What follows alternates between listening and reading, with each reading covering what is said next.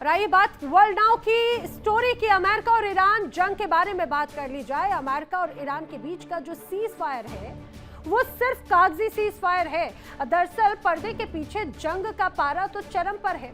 राष्ट्रपति ट्रंप कह रहे हैं कि घड़ी चल रही है, लेकिन हकीकत यह है कि पेंटागन में हथियारों का संकट गहराता जा रहा है। लंबी दूरी की मिसाइलों का भंडार तेजी से खाली हो रहा है, जिसे भरने के लिए अमेरिका को यूरोप और एशिया के सुरक्षा कवच से हथियार खींचने पड़ रहे हैं। हॉर्मुज की लहरों में बारूद की गंध है। 3 एयरक्राफ्ट कैरियर की तैनाती ये साबित करती है कि अमेरिका शूट एंड किल के मूड में है। लेकिन जंग अब सिर्फ मिसाइलों से नहीं है, साइबर हमलों से भी लड़ी जा रही है। जी हाँ, जुमवॉल्ट और फोर्ड जैसे अत्याधुनिक अमेरिकी युद्धपोतों में रहस्यमय आग ने यह बता दिया कि ईरानी साइबर वॉर अब अमेरिका के सिस्टम को भीतर से दहला रहा है। सबसे बड़ा सवाल तो अब टाइमिंग का है। अमेरिकी संविधान के अनुसार ट्रंप के पास में युद्ध जारी रखने के लिए मात्र 7 दिन बचे हैं, क्योंकि 1 मई वो तारीख है जब 1 मई से पहले संसद की मंजूरी अनिवार्य है। लेकिन सीनेट के अंक गणित में ट्रंप पूरी तरह से फंसे हुए हैं, उलझे हुए हैं। क्या ट्रंप नियमों को दरकिनार करेंगे? क्या वो 7 दिनों में कोई बड़ी डील करेंगे, या फिर वो सीजफायर किसी महाविनाश से पहले की खामोशी है? समय बहुत कम है और हॉर्मुज की आग अब बेकाबू हो रही है। आपको हम विस्तार से तो बताएंगे, साथ ही अमेरिकी राष्ट्रपति के बयानों के बारे में भी बात होगी। व्हाइट हाउस से डोनाल्ड ट्रंप ने एक बार फिर ईरान पर अपनी शर्तों का दबाव बना दिया। ट्रंप का दावा है कि ईरान पूरी तरह से हार चुका है और इसकी सेना और नेतृत्व बिखर चुका है और हॉर्मुज की चाबी अब अमेरिका के हाथों में है। वो कहते हैं कि जल्दबाजी में नहीं है वो, और ईरान पर 100% नाकेबंदी का दावा किया जा रहा है। लेकिन क्या जमीनी हकीकत ट्रंप के दावों से मेल खाती है? अगर इन बयानों को डिकोड किया जाए तो तस्वीर उलट नजर आती है। ईरानी राष्ट्रपति पेजेश्कियान के बयानों में बिखराव नहीं बल्कि एकजुटता साफ तौर से नजर आ रही है। और रही बात हॉर्मुज की, तो अमेरिका का दावा है कि वहां पर उनका कंट्रोल है, लेकिन हकीकत यह है कि अमेरिकी युद्धपोत ओमान सागर के आगे जाने से कतरा रहे हैं। ईरान ने वहां न केवल माइंस बिछाकर अमेरिका के लिए समंदर के चक्रव्यूह को तैयार किया, बल्कि अपनी निगरानी भी बढ़ा दी है। ट्रंप कह रहे हैं कि वो तेल का खेल बदल देंगे, लेकिन हॉर्मुज की लहरों में बारूद और साइबर हमलों का खतरा मंडरा रहा है। सवाल ये कि ट्रंप की जुबान और हॉर्मुज की खामोश जंग में आखिर जीत कौन रहा है, बताएंगे इसकी पूरी एबीसीडी। आइए बढ़ते हैं आगे। अमेरिका और ईरान के बीच में तनाव कम होने के बजाय और गहराता जा रहा है। एक तरफ सीजफायर लागू है तो दूसरी तरफ बयानबाजी और सैन्य तैयारियों से ये तो स्पष्ट है कि टकराव अभी खत्म नहीं हुआ। और इसी बीच अमेरिकी राष्ट्रपति डोनाल्ड ट्रंप ने साफ साफ शब्दों में कहा कि घड़ी चल रही है और ईरान के पास अब ज्यादा समय बचा नहीं है। तो क्या ट्रंप ईरान के खिलाफ परमाणु बमों का इस्तेमाल करेंगे? जैसे कि पहले खबर आई थी कि ट्रंप ने न्यूक्लियर कोड हासिल करना चाहा था। कहते हैं कि ट्रंप कब क्या कर जाएं ये कोई जानता नहीं है, कोई कुछ नहीं कह सकता। कुछ दिन पहले तक ईरान पर परमाणु अटैक करने की प्लानिंग में ट्रंप नजर आ रहे थे, लेकिन अब ट्रंप को अकल आई और कहा कि ईरान पर परमाणु हमले के विचार आखिर हैं ही नहीं। ट्रंप ने ईरान पर न्यूक्लियर हमले को पूरी तरह से खारिज कर दिया। वहीं व्हाइट हाउस में प्रेस कॉन्फ्रेंस के दौरान ट्रंप ने कहा कि अमेरिका युद्ध खत्म करने की जल्दी में नहीं है, लेकिन ईरान के लिए समय बहुत तेजी से निकल रहा है। उनका कहना है कि अमेरिका के पास दुनिया भर का समय है, लेकिन तेहरान पर दबाव लगातार बढ़ता जाएगा। आपको बताते हैं कि ट्रंप ने आखिर कहा क्या है। I took the country out militarily in the first 4 weeks. I took it out militarily. Now all we're doing is sitting back and seeing what deal. And if they don't want to make a deal, then I'll finish it up militarily with the other 25% of the targets. We've hit, rush myself, because every source says, oh, Trump is under time pressure. I'm not, no. You know who's under time pressure? They are. Because if they don't get their oil moving, their whole oil infrastructure is going to explode. You know what that means? तो सुना आपने Donald Trump को, अमेरिकी राष्ट्रपति Donald Trump. इस दौरान एक अहम बात भी उनकी तरफ से कही गई। उन्होंने ईरान के खिलाफ परमाणु हथियारों के इस्तेमाल करने की संभावना को पूरी तरह से नकार दिया, खारिज कर दिया। डोनाल्ड ट्रंप पत्रकारों के सवाल पर जवाब दे रहे थे। उन्होंने कहा कि जब बिना परमाणु हथियार के ही हमने उन्हें भारी नुकसान पहुंचा दिया तो आखिर इसकी जरूरत ही क्या है।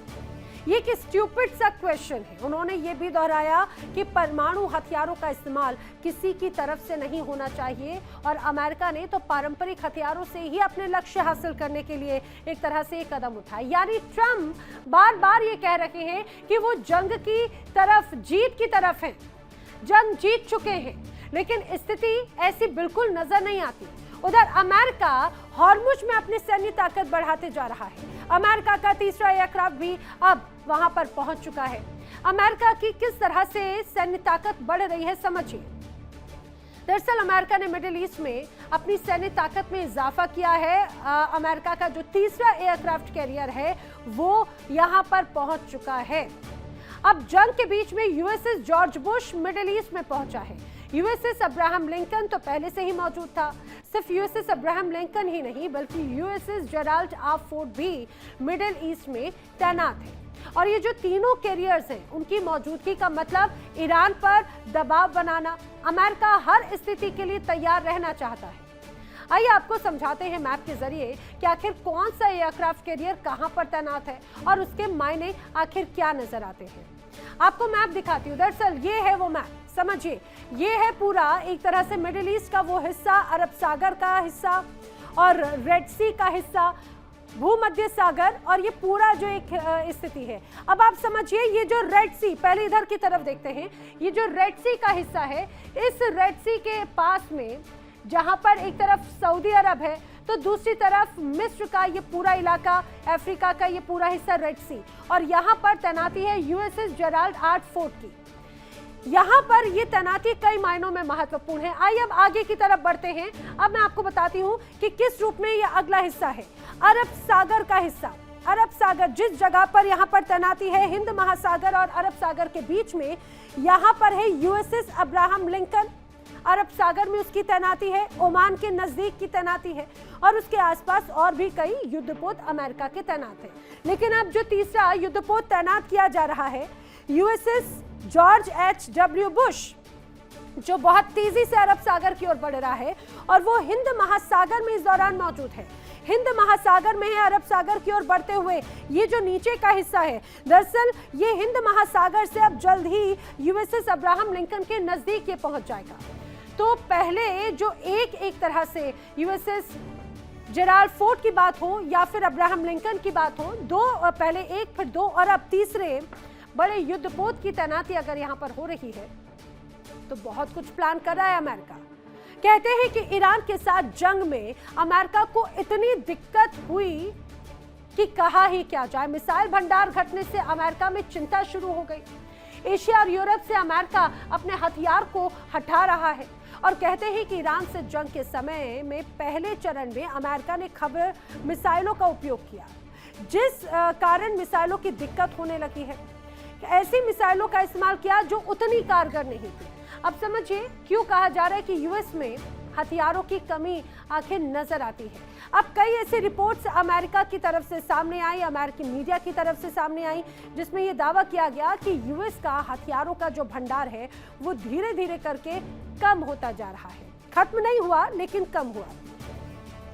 अब समझिए मिसाइल भंडार घटने से अमेरिका बहुत चिंतित है। दावा ये किया जा रहा है कि लंबी दूरी की जो मिसाइल है उनका भंडार बहुत तेजी से घट रहा है और यूएस ने करीब 1100 क्रूज मिसाइलें दाग दी। टॉमहॉक और पैट्रियट जैसी तमाम मिसाइलें दागी गई। एशिया और यूरोप हथियार अब एक तरह से मांगना उनसे पड़ रहा है। हालात ऐसे हो गए, एशिया और यूरोप से हथियार मांगे जा रहे हैं, वहीं दूसरी जगह से हथियार खाड़ी में भी भेजे जा रहे हैं। ये भी बात इस दौरान कही जा रही है। ईरान युद्ध के बीच में अमेरिका की सैन्य तैयारी बहुत बड़ा असर दिखाती है। जहां पर लंबी दूरी की मिसाइलों का भंडार तेजी से घट रहा है, हालात ऐसे हैं कि मांग पूरी करने के लिए एशिया और यूरोप से भी हथियार हटाकर मध्य पूर्व भेजे जा रहे हैं। इससे अन्य क्षेत्रों में सुरक्षा को लेकर चिंता बढ़ गई कि अगर वहां पर जंग जैसे हालात बन गए तो आखिर आगे होगा क्या। उधर खबर यह है कि अमेरिका ईरानी तेल को बेचने के मूड में है। अमेरिका की ओर से ईरानी तेल टैंकर जब्त किए जाने के बाद सबसे बड़ा सवाल यही कि आखिर इस तेल का होगा क्या। तो खबर ये सामने आई कि जो अमेरिका ने तेल जब्त किया उसको अब अमेरिका अपनी तरफ से बेचेगा और ईरानी तेल खरीदने वाले तमाम देशों पर अमेरिका प्रतिबंध भी लगा सकता है, ये भी कहा जा रहा है। देखिए कितनी बड़ी चालाकी के साथ में, रणनीति के साथ में अमेरिका ने बाकायदा ईरान के कई टैंकर जो है, ईरान के कई जहाज एक तरह से जब्त किए। सवाल उठने लगे उस जब्त तेल का क्या होगा। अब खबर सामने आई कि समंदर में जब्त ईरानी तेल को अब अमेरिका अपना बनाकर बेचेगा। जो टैंकर जब्त किए गए उनमें करीब 4.25 मिलियन बैरल तेल है। 3.8 मिलियन बैरल तेल, मतलब लगभग 4 ही इसको मान के चलिए। अब अमेरिका ने तेल और जहाजों को अपने कब्जे में ले लिया, उसे अमेरिकी पोर्ट तक लाया जा सकता है, ये दावा किया जा रहा है। इतना ही नहीं, अमेरिका ईरान से तेल खरीदने वाले तमाम देशों पर फिर से प्रतिबंध लगा सकता है। अमेरिका तेल पर प्रतिबंध लगाने की तैयारी में है और यही तो अमेरिका की हमेशा से रणनीति रहती है। पहले सैंक्शन लगाएगा ईरान पर, फिर ईरान के ऊपर सेकंड सैंक्शन, डबल सैंक्शंस लगा दिए जाएंगे। सेकेंडरी सैंक्शंस के साथ में उन तमाम देशों पर भी सैंक्शन एक तरह से लग जाते हैं जो उसके साथ में व्यापार करता है। कहने को तो सीज फायर जारी है, लेकिन अंदर खाने बहुत बड़ी तैयारी कर रहा है अमेरिका जंग की। अमेरिका के 3 एयरक्राफ्ट भेजे जा चुके हैं, तो ये शांति के लिए तो भेजे नहीं गए होंगे, बल्कि जंग की तैयारी है, उससे ये स्पष्ट हो जाता है। अब उधर तो खबर ये सामने आई कि माइंस बिछाने वाली जो नाव हैं उन्हें भी शूट एंड किल की पॉलिसी अपनाने के लिए अमेरिका ने सीधे ऑर्डर्स दे दिए हैं। ट्रंप ने क्लियर कट कह दिया कि किसी भी प्रकार की झिझक नहीं होनी चाहिए। बारूदी सुरंग हटाने वाले यंत्र इस समय हॉर्मुज स्ट्रेट को क्लियर करने में जुटे हुए हैं, ये भी जानकारी है, क्योंकि दावा ये किया जा रहा है कि ईरान की तरफ से हॉर्मुज स्ट्रेट में बाकायदा माइंस बिछा दी गई है। अब हॉर्मुज में यही वजह है कि तनाव बढ़ चुका है। देखिए ये वो हिस्सा जो काफी विवादित है, बहुत सकरा है, लेकिन इस पूरे युद्ध में बड़ी सक्रिय भूमिका निभाता है, क्योंकि 3-3 अब युद्ध पोतों की तैनाती इसके नजदीक की जा रही है। सीज फायर के बीच हॉर्मुज में तनाव बढ़ चुका है। ट्रंप ने शूट एंड किल के आदेश दे दिए। अब दावा ये किया जा रहा है कि ईरान की वो छोटी छोटी नाव जो लगातार यहाँ पर नजर आती हैं माइंस बिछाने के काम में, उन्हें खत्म करने के आदेश ट्रंप दे चुके हैं अपनी नेवी को। बारूदी सुरंगें बिछाने वाली तमाम नावों पर अब एक्शन के आदेश दिए जा चुके हैं। इन नाव पर गोलीबारी की जाए, इन नाव को गोलीबारी करके नष्ट करने के आदेश दिए गए। डोनाल्ड ट्रंप ने अमेरिकी नौसेना का आदेश भी एक तरह से कहा जाए कि आदेश दिया है कि अब उन्हें एक तरह से एक्शन लेना है, और यही वजह है कि हॉर्मुज में एक बार फिर से बड़ा तनाव नजर आता है, क्योंकि अगर यहाँ पर ऐसे ही एक्शन हुआ तो तनाव, जवाबी कार्रवाई ईरान की तरफ से भी की जाएगी तो तनाव और भी ज्यादा बढ़ेगा। अब खबर है कि अमेरिका जल्द ही हॉर्मुज स्ट्रेट से सी माइंस हटाने का ऑपरेशन शुरू कर सकता है, और इसके लिए पेंटागन ने बाकायदा ब्लूप्रिंट बना लिया। कई नाटो देश भी इस ऑपरेशन में शामिल हो सकते हैं और इसको 3 चरणों में एक तरह से बांटा गया है, जिसके तहत ये ऑपरेशन हो सकता है। हालांकि पेंटागन ने खुफिया रिपोर्ट्स में यह भी दावा किया कि माइंस को हटाने में कुछ समय का वक्त लग सकता है, लेकिन आखिर ये सी माइंस हटेंगे कैसे, ये एक बड़ा सवाल है। कई लोगों के मन में सवाल, क्योंकि लहरों के बीच में इन सी माइंस को हटाना भी अपने आप में बहुत बड़ी चुनौती है। अब दावा किया जा रहा है कि जो पहला चरण है उसमें इन सी माइंस के पास में बाकायदा एक सेफ पैसेज क्रिएट किया जाए, उन्हें तैयार किया जाए, mine sweeper ship Hormuz strait को एक तरह से पहुंचाया जाएगा, और इस पूरे घटनाक्रम की बाकायदा सैटेलाइट से निगरानी भी की जाएगी। ये तो रहा ऑपरेशन का पहला चरण। अब जो दूसरा चरण है, उस दूसरे चरण में हॉर्मुज स्ट्रेट के पास में क्लीनिंग एक तरह से की जानी शुरू की जाएगी। युद्ध पोत से सी माइंस एरिया को बाकायदा घेरा जाएगा, सी माइंस डिटेक्ट करने के बाद उसे नष्ट किया जाएगा, और तीसरे चरण में माइंस को नष्ट करने का ऑपरेशन एक तरह से बहाल होगा, और माइंस को हटाने के लिए सोनार तकनीक का इस्तेमाल होगा। सी ड्रोन या टॉर्पीडो का इस्तेमाल करके माइंस को हटाया जा सकता है।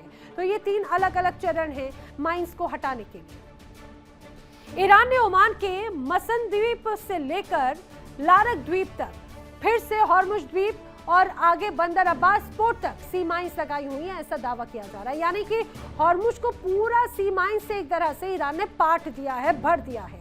और सबसे खास बात तो ये कि अगर ईरान मंजूरी देता है तो किसी भी टैंकर के लिए सी माइन शिफ्ट होकर सेफ पैसेज दे दिया जाता है, लेकिन अगर जबरन घुसने की कोशिश की गई तो सी माइंस फट जाती है। साथ ही टैंकर का पीछा करके भी उसे ध्वस्त कर दिया जाता है। इसके लिए ईरान की सी ड्रोन और सर्विलांस ड्रोन लगातार निगरानी कर रही हैं। ये भी तमाम दावे किए जा रहे हैं।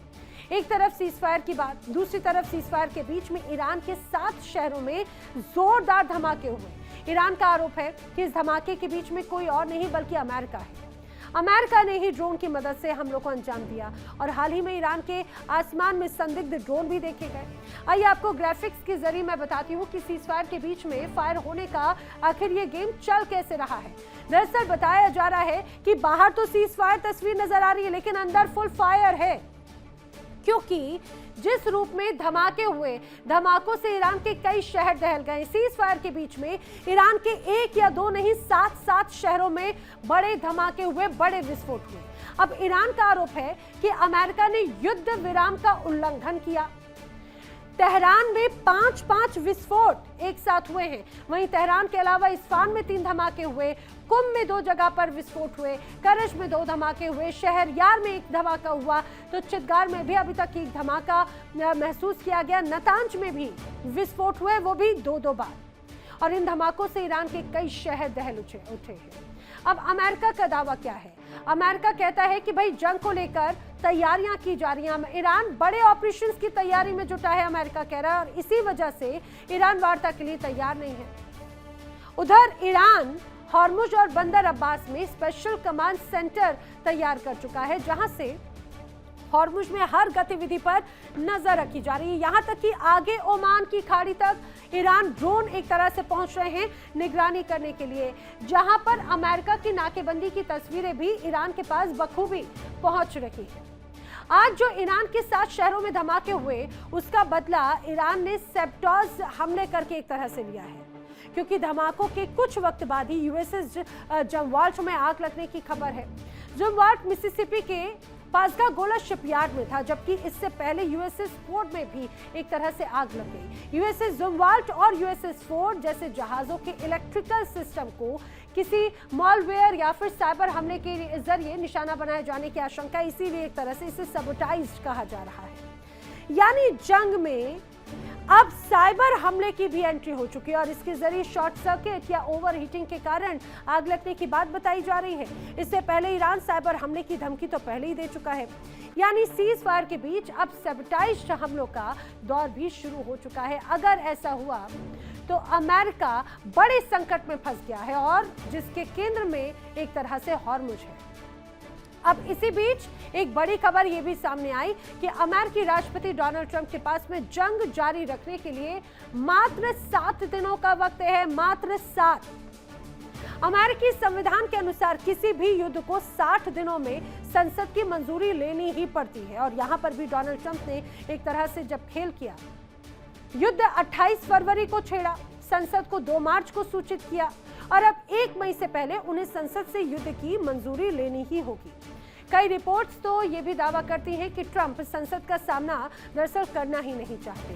100 सदस्यों वाली सीनेट में ट्रंप के 53 सांसद हैं, जबकि विपक्ष कमला हैरिस की डेमोक्रेटिक पार्टी के पास में है 47। ट्रंप के पास में 7 दिनों का समय है। जंग के लिए ट्रंप को अब परमिशन लेनी होगी। 7 दिन से पहले यूएस को खत्म करना होगा। 1 मई से पहले युद्ध के लिए संसद की मंजूरी बहुत ज्यादा जरूरी है। 28 फरवरी को ईरान के साथ में जो युद्ध शुरू हुआ, अब उसके बाद में उसकी जानकारी लेट दी गई, तो उसकी मियाद एक तरह से परमिशन की 1 मई एक तरह से पूरी करता है। 100 सदस्यों वाली सीनेट में ट्रंप के 53 सांसद और विपक्षी डेमोक्रेटिक की पार्टी के 47 सांसद हैं। ट्रंप की पार्टी के 10 सांसद युद्ध के खिलाफ हैं, यह भी दावा किया जाता है।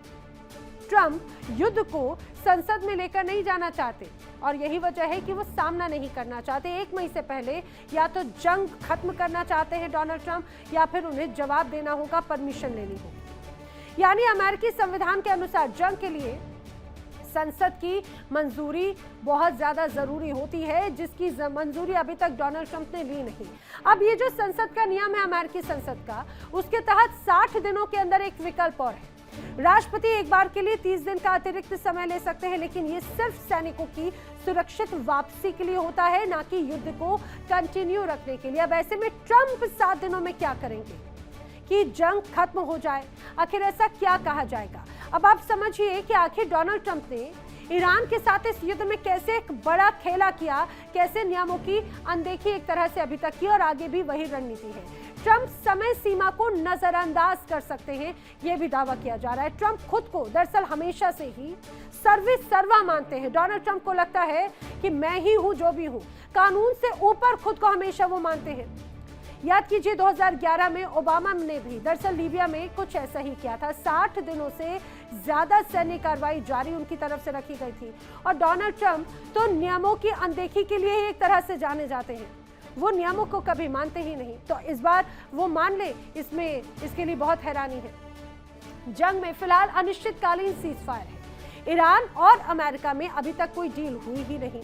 ईरान और अमेरिका में एक बार फिर से जंग हो सकती है, हालात फिर से वही बनते हुए नजर आ रहे हैं, ऐसी संभावना जताई जा रही है। और अगर इस बार डोनाल्ड ट्रंप 60 दिनों की समय सीमा को नजरअंदाज करते हैं, तो ये रिपब्लिकन पार्टी के लिए एक राजनीतिक रूप से मुश्किल हालात पैदा कर सकता है। और इसीलिए अब ये देखना होगा कि ट्रंप आखिर करते क्या है, 7 दिनों के अंदर डील करते हैं या फिर जंग को वो और भी ज्यादा एक्सटेंड करते हैं।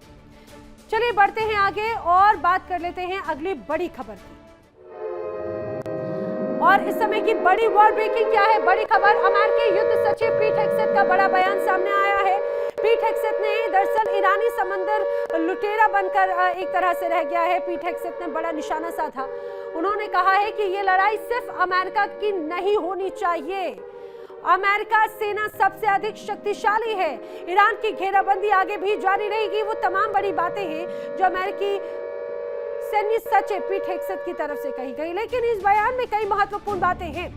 दरअसल उन्होंने ईरान को समंदर का लुटेरा कहा, क्योंकि ईरान हॉर्मुज स्ट्रेट से गुजरने वाले तमाम जहाजों से अब लगातार वो टोल वसूल कर रहा है। दूसरी तरफ पीट हेग्सेथ कह रहे हैं कि अमेरिकी सेना सबसे शक्तिशाली तो है, लेकिन ये लड़ाई सिर्फ अमेरिका की नहीं होनी चाहिए, यानी वो अन्य देशों को भी बड़ा संदेश दे रहे हैं। इसी बीच एक और बड़ी खबर, ईरान के साथ जंग से जुड़ी हुई वॉर ब्रेकिंग। बड़ी खबर, ईरानी जंग के बीच विदेश दौरे पर अब्बास अराक्ची हैं। जी हाँ, ईरान जंग के बीच में विदेश दौरे पर जा रहे हैं अब्बास अराक्ची। ईरान के मंत्री हैं। इस्लामाबाद, मस्कत, मॉस्को अब्बास अराक्ची जाने वाले हैं। युद्ध के बीच में कूटनीतिक बातचीत को लेकर उनका ये विदेश दौरा है। लेकिन समझिए, पहले एक तरफ दूसरे दौर की बातचीत की बात कही जा रही थी, जो एक तरह से जब बैठकें होनी थी तब वो विफल रही, क्योंकि ईरान ने क्लियर कट बात करने से मना कर दिया था। लेकिन अब अमेरिका ने जब सीजफायर को एक तरह से आगे बढ़ाया, तो इस बीच अब बातचीत के लिए भी लगातार कोशिशें की जा रही हैं। चलिए बढ़ेंगे आगे। मिडिल ईस्ट में जंग के बीच अगर हर कोई किसी को सुनना चाहता है तो वो है मिस्टर डोनाल्ड ट्रंप। वही डोनाल्ड ट्रंप जो ईरान को साथ में जंग लड़ने के लिए जंग छेड़कर दुनिया को तबाही में धकेल चुके हैं। आज दुनिया तेल और गैस को लेकर परेशान हो रही है, और ऐसी परेशानी इसीलिए हुई क्योंकि ट्रंप को ये लगता है कि ईरान परमाणु बम बना रहा है और वो तो शायद अमेरिका पर हमला भी कर दे। बस उनको आभास हुआ तो इजराइल के साथ में उन्होंने मिलकर युद्ध को अंजाम दे दिया। अब हाल ही में डोनाल्ड ट्रंप ने व्हाइट हाउस में एक प्रेस कॉन्फ्रेंस की, और उस प्रेस कॉन्फ्रेंस में उन्होंने क्या क्या कहा, क्या क्या हुआ, आज उसको हम डिकोड करेंगे, बताएंगे।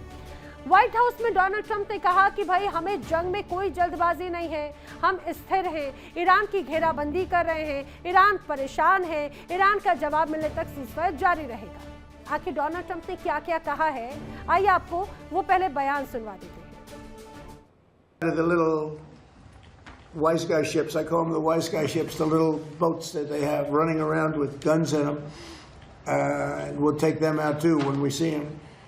But their Navy is gone, their Air Force is gone, their anti-aircraft is gone, all of their anti-aircraft machinery is gone. Maybe they loaded up a little bit during the 2-week hiatus, but we'll knock that out in about one day if they did.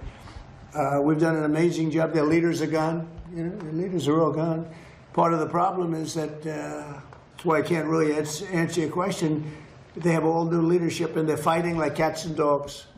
or who's going to control, because we've created a real mess for them, but they've created a mess for the world over the last 47 years. They've killed a lot of our people.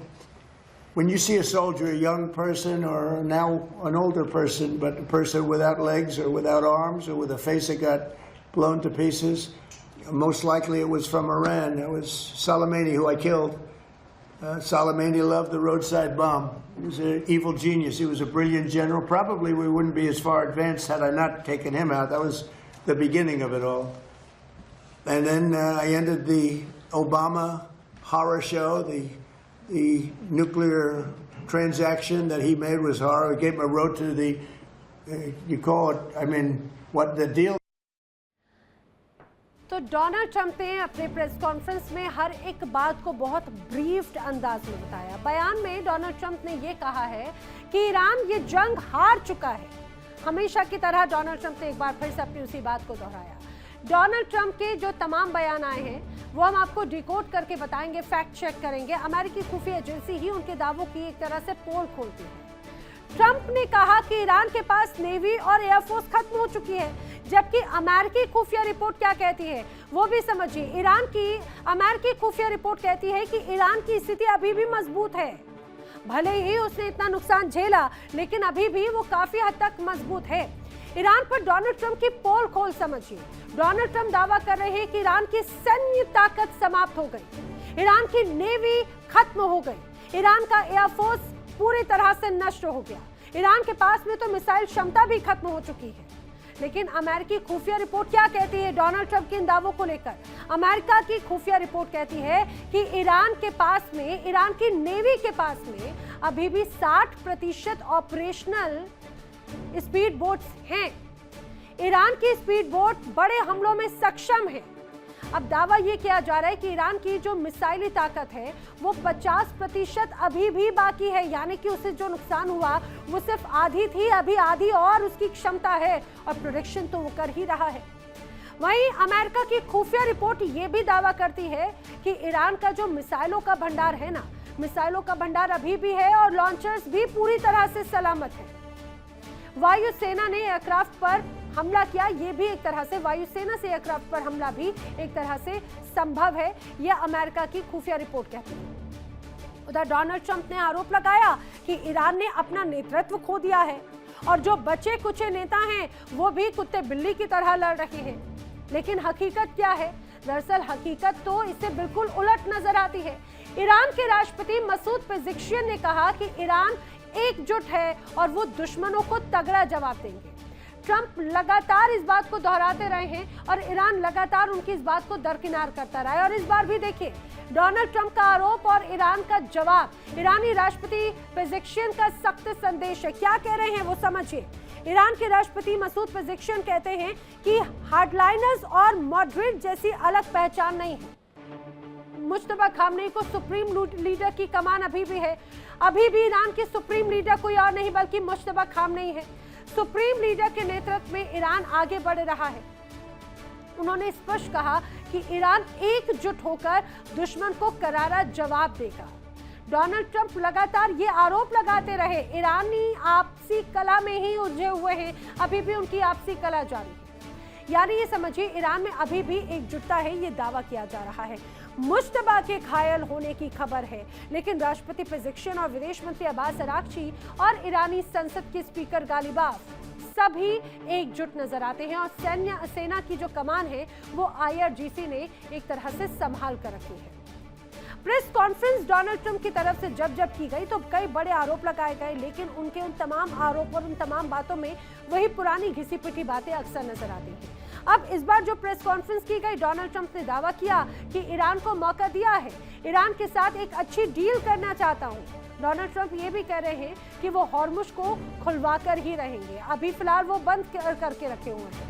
आपको सुनाते हैं Donald Trump ने आखिर क्या क्या कहा है Hormuz और ईरान को लेकर।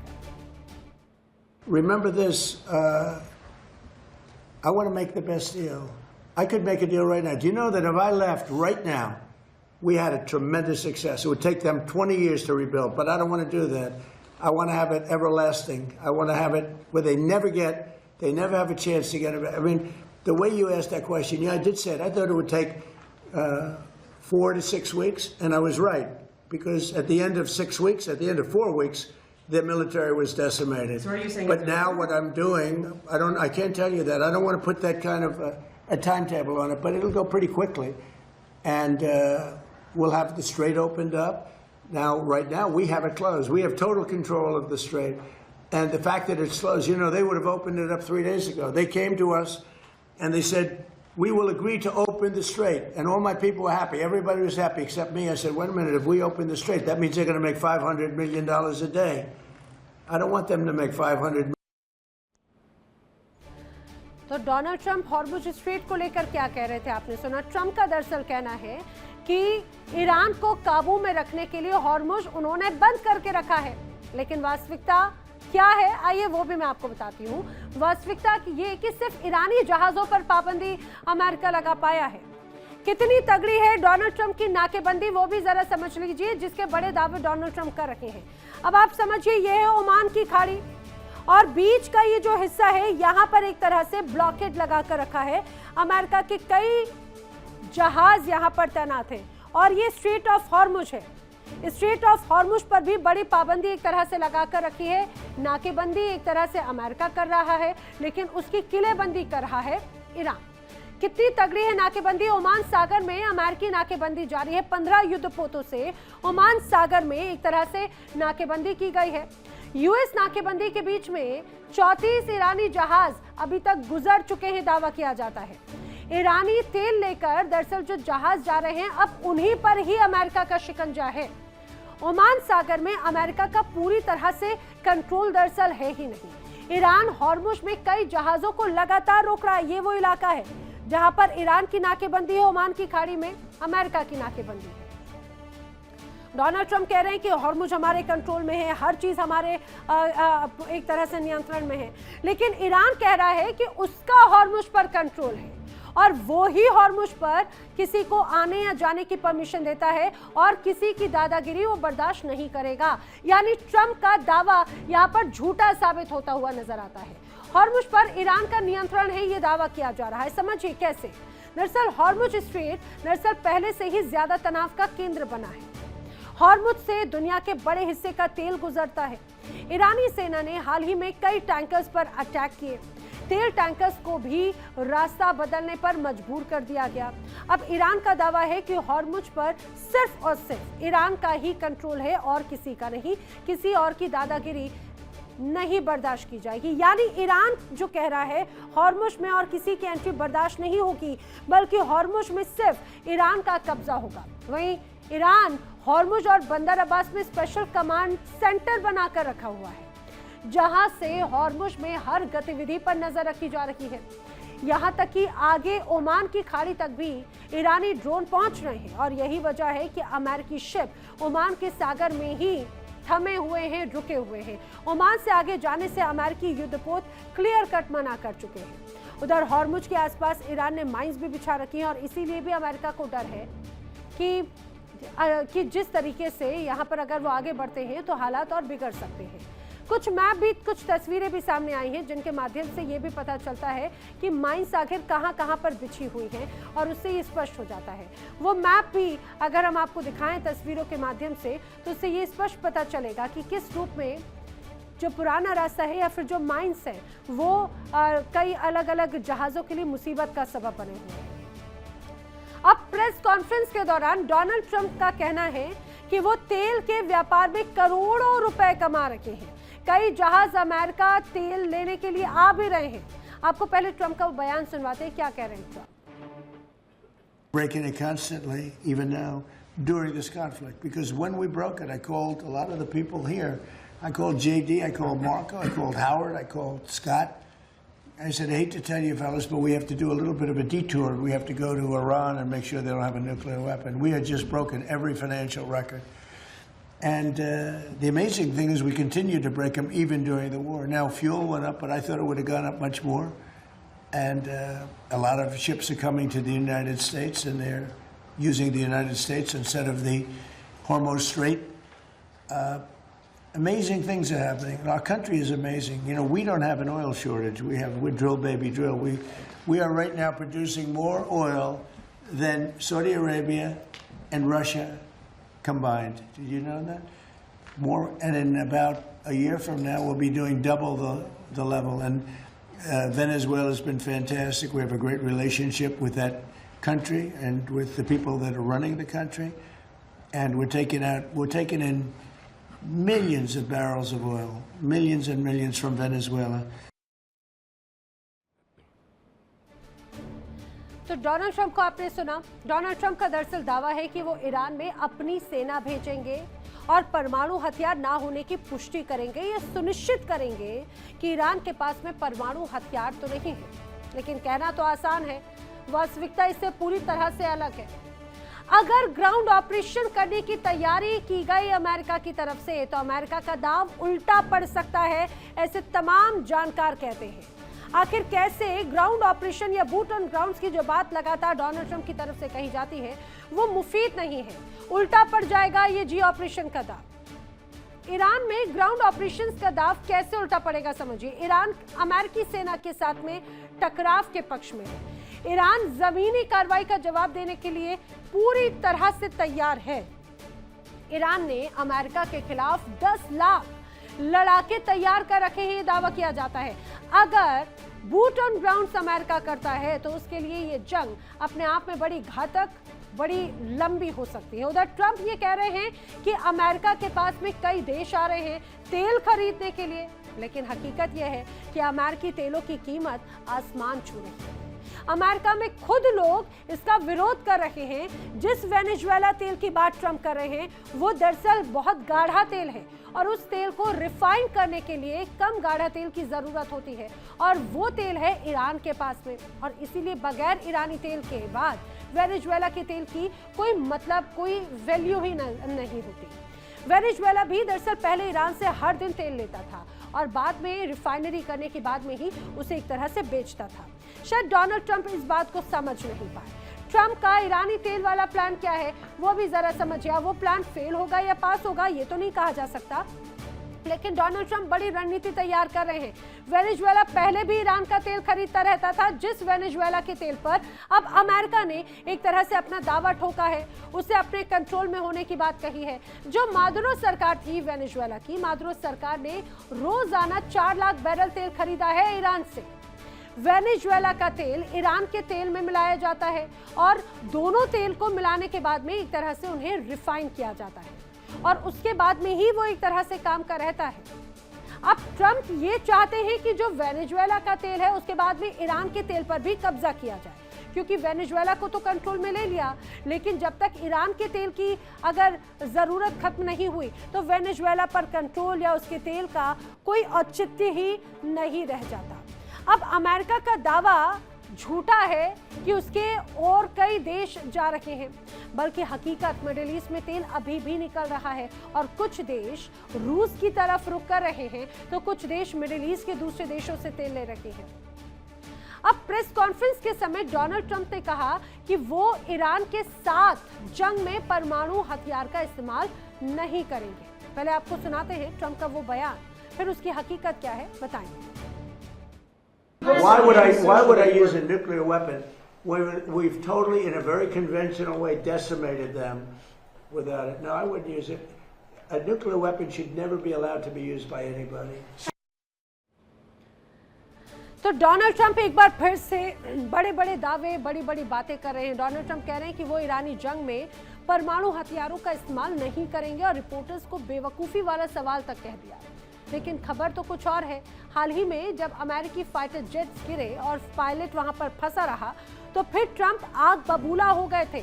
उसका खुलासा खुद पूर्व CIA के अधिकारी की तरफ से किया गया। दरअसल सनकपन में डोनाल्ड ट्रंप परमाणु अटैक करने की भी प्लानिंग में थे, ये भी दावा किया जाता है और इसका खुलासा किसी और ने नहीं बल्कि CIA के एक ऑफिसर की ही तरफ से किया गया है। डोनाल्ड ट्रंप का सनकीपन आखिर किस तरह से अब अमेरिका के लिए घातक होता नजर आता है समझिए। डोनाल्ड ट्रंप लगातार दबाव बनाने की कोशिश करते हैं, ईरान पर परमाणु हमला करने की तैयारी कर रहे थे डोनाल्ड ट्रंप, ये दावा किया जाता है। इमरजेंसी जब मीटिंग चल रही थी तो इस दौरान डोनाल्ड ट्रंप ने बाकायदा फैसला लिया। ट्रंप ने एटमी कोड्स इस्तेमाल करने की भी कोशिश की। इमरजेंसी मीटिंग में जनरल डेनकेन भी मौजूद थे और डेनकेन ने ही डोनाल्ड ट्रंप को कोर्ट्स का इस्तेमाल करने से रोका था। अमेरिका के जॉइंट चीफ ऑफ स्टाफ है दरअसल डेनकेन। पूर्व CIA एक्सपर्ट लैरी जॉनसन ने यह दावा किया है कि डोनाल्ड ट्रंप उस समय भी चाहते थे कि वो एटमी कोर्ट्स का इस्तेमाल करें, लेकिन उन्हें बड़ी मुश्किल के साथ में रोका गया। तो डोनाल्ड ट्रंप ने अपनी इस प्रेस कॉन्फ्रेंस में जो तमाम बड़े दावे किए, आधे से ज्यादा वो खोखले थे, आधे से ज्यादा वो हकीकत से कोसों दूर थे। तो वर्ल्ड नाउ में आज के लिए फिलहाल इतना ही, लेकिन इंडिया डेली अब आपके स्मार्ट टीवी पर भी मौजूद है। इंडिया डेली 24/7 अब आप लाइव देख सकते हैं इन सभी प्लेटफॉर्म्स पर। देखिए इंडिया डेली 24/7 अब आपके स्मार्ट टीवी पर। इंडिया डेली मौजूद है सभी डिजिटल प्लेटफॉर्म पर लाइव और लगातार। इंडिया डेली 24/7 हर दिन राष्ट्र को समर्पित।